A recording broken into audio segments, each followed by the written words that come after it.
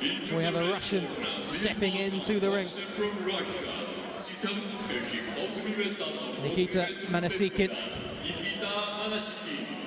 will make his way into this arena.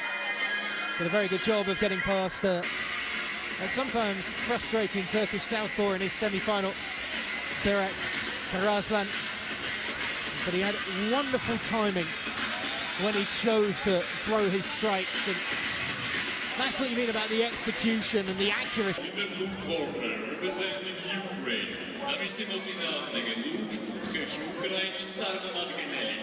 Dumminik, who had a scrappy bout, shall we say, as a semi-final against the Belarusian Vitas Hatsuyev, the winner of the Dumminik Memorial Tournament. This youngster wasn't really able to land too many clean shots in his semi-final. He's one with a lot of energy, but not really much accuracy when it came to eat. Check of all the headgear, make sure everything's strapped down and tightly on.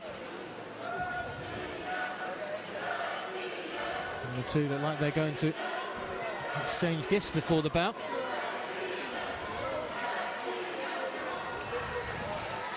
Very sporting and nice to see. Haven't seen that yet this evening. Don't often see that in... No, that's the first time this evening, isn't it? The pennants there, Russia against Ukraine here, the first Russia-Ukraine battle in the boys. And the Russian coming out of the red corner, Manasichin. Looking to utilise that left jab straight away, and once, twice, three times there he's able to connect with his opponent. He's working it well. It's slightly more erratic from his opponent, Duminik. Very fast and quite frenetic start to this round. They're both willing to put their heads in at time and get right up close.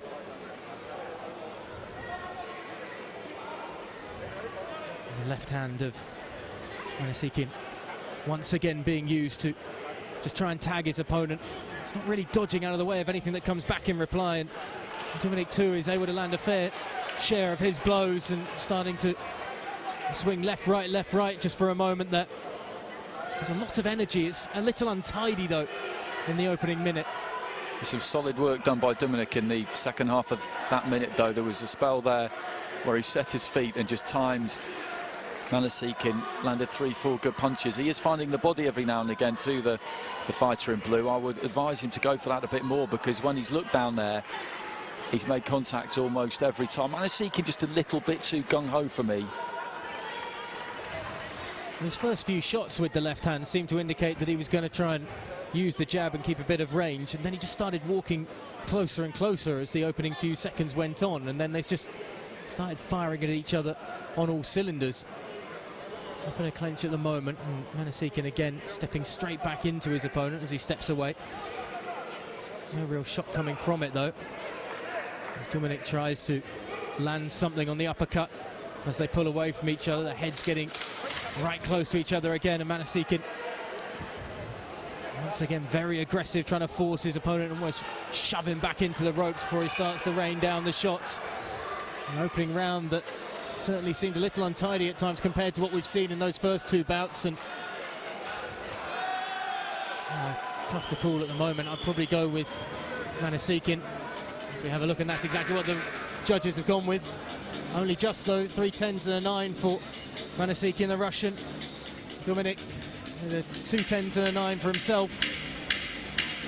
The split scoring is fair enough there. You'd have gone red corner, I'd have gone blue.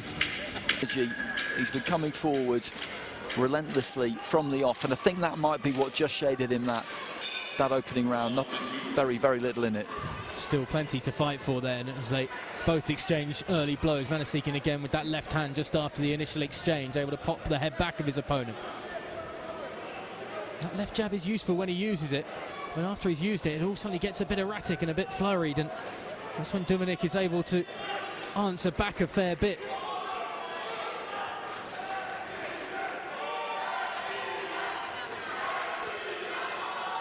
Duminik trying to throw a right, but Manashihin ducking away from it. Again in the clinch once again. Good head work again from the Russian, just able to stay away from the swinging right hook once more, trying with the right uppercut this time, and Manashihin able to step away, and he's moving around with a bit more confidence suddenly and learning when to step back now, the Russian. Nice quick 1-2 with the left-right, looking for it again, but Duminik able to dodge away from the right hand that time, was still caught with the left, and 3 good blows in the last 4 for the Russian. He's had a decent first minute there, Manasihkin, I think. As you say, he's maybe just settled down a touch, not much, but enough to just have a little bit more of a think about what he's doing. If anything, Duminik's gone the other way and he's looking a bit ragged now. Yeah, he's the one that's leaning in and just throwing whatever he can in a few moments, as we saw just then before the clench. Manasihkin has started to take those important just steps back, keeping himself safe away from any sort of rebuttal from his opponent. That's a good left there before able to duck underneath the follow-up and the fight back from Duminik. Pace has suddenly dropped off in this second minute of this second round. They're both happy to clench a fair bit. I think the trunks just need to come up a little bit for Duminik before the end of this round. Get himself tucked in.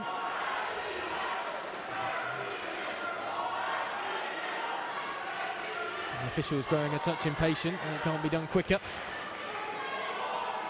And these last few seconds of the second round can tick away. Again, it's that untidiness to finish the round that we saw at times, and they're still going. And these last 10 seconds, well, not too pretty on the eye, the end of that second round, but there were certainly some really nice aspects for it for that man in red, Manasihkin, the Russian, in the early exchanges. And that is why it is 10s across the board for Manasihkin, and Duminik finds himself with just 9s in the second round, and I think that's probably a fair result after what we saw in the opening minute before it got a little scrappy and hectic once again. Yeah, I thought that was a pretty clear round for Manasihkin. He just showed a little bit more composure than Duminik. He made the adjustments better, really, because in the first round I thought he was a bit too frenetic, and he just calmed down enough in that second round. Duminik, meanwhile, as I said, kind of went the other way, and maybe having dropped that first round by majority, if you like, he felt he had to go after it in the second, and I'm not sure he did really. But Manasihkin is in a handy lead now because he's got a 2-point advantage with 3 judges. He just needs to maintain that, and he's a gold medalist. So round 3 gets underway. And again, they're up close and almost hooked onto each other. And Duminik not happy with that. So had a look at the official. He was caught as well there by a left as he once again looks to get in close and start swinging a little wildly. Oh, the big right hands once again easy for Manasihkin to duck away from. Caught with the left as well, Duminik, as he walked onto that jab. There's not much in reply. Looks for the body that time, Duminik, and Manasihkin just able to arch his body away from it nicely.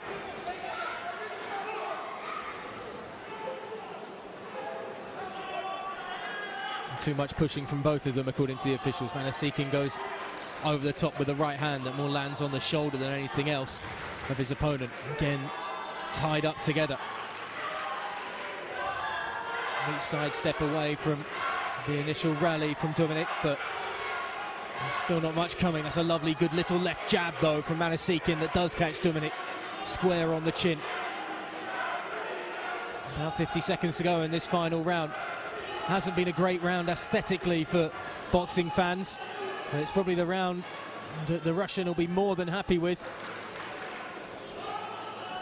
It will, because he's got that advantage, that 2-round advantage with 3 judges, so he just had to stay away from a point deduction realistically in this final round to make sure that he's going to come out on the right side of it, because they're pretty close, these two, in terms of ability. So a 10-8 in favour of Duminik was never particularly likely, and Manasihkin will be happy with this. He's running down the clock. He knows that his opponent's kind of running out of ideas really here. He's won the fight. It's a lovely right uppercut followed by a right hook around the side from Manasihkin, showing still that he has some punching prowess rather than what we're seeing here, with the 2 go down to the deck as the bell goes in round 3, and that will be a job done for the Russian, you feel. Landed the better of the punches in the 3rd round, landed the better of the punches in the chip. Yeah, it was kind of surprising that. I thought that was a good foundation he laid in the 1st round. I thought he just sneaked it. He dropped it 3-2 on the cards, and I thought he might kind of build from there, but credit to Manasichin. It was him who did that. Red corner, Nikita Manashihin, Russia. Nikita Manashihin then takes the gold medal. It's the second in as many fights that the Russians have been involved in already this evening. Fine performance from him in the end. And once more in a bout between Russia and the Ukraine. It's Russia that finish on top here in Tbilisi as we continue through the EUBC Junior Boxing Championships here in Georgia. It's a good fight though. Another good fight. Got a bit scrappy towards the final stages, but it was a really interesting one for the first couple of rounds. And Russia with another gold medal. So that's 2 gold medals for them out of 3 fights so far in the boys. Flyweight category, the 50 kilo category. 50 kilograms. Hartsey just saying, just make a bit of room for me on this third step, will you please? To his, not compatriot, but his not even former combatant either. But they will have to, they won't have to fight for that, they can just share it. And now, presenters for this medal ceremony, I will invite Isma Kokokovas, General Secretary of IBA, please. Bronze medals go to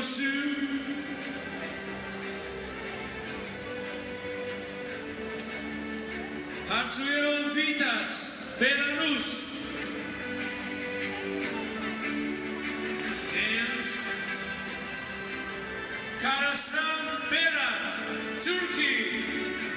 So the 2 bronze medalists get their rewards and their checks for $1,000 US, $208,000 US in total prize money being handed out here at the Junior Boxing Championships in Tbilisi, Georgia. Duminik Hector, Ukraine. Hector Duminic, the silver medalist. Frustrated, perhaps a little. Doesn't look too happy about only being second on the podium. Nikita, Russia. Manasichin, though, on the top step. Barely a smile from him either. It's just job done.